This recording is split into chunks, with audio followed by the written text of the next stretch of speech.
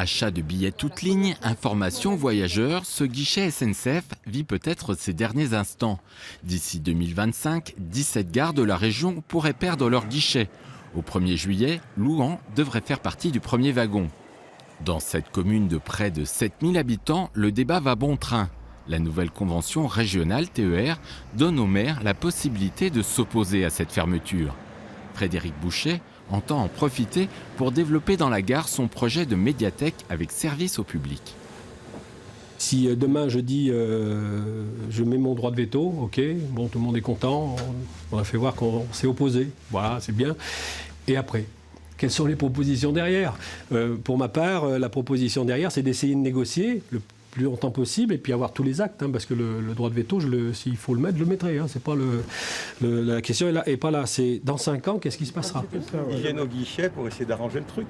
Depuis 2016, 2 associations bressanes s'opposent à ce projet de fermeture. Pour ces usagers, le guichet n'est pas qu'un point de vente.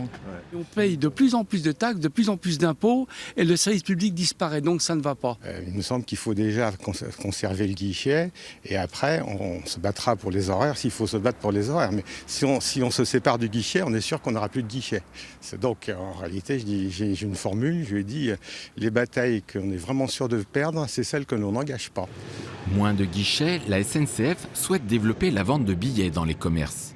Ici à Sœurs, le guichet a fermé en juin 2016 et un point de vente Nova TER a été ouvert chez un buraliste. Panne à répétition et problème de maintenance, le commerçant a fini par jeter l'éponge aux grandes dames du maire.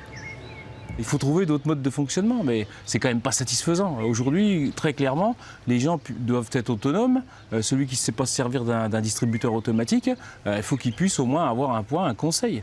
Et puis le Nova TER, c'est effectivement qu'un achat de billets TER. Donc c'est bien pour monter à Dijon, pour descendre à Bourg-en-Bresse, mais voilà, si on va aller à Paris, on fait comment ?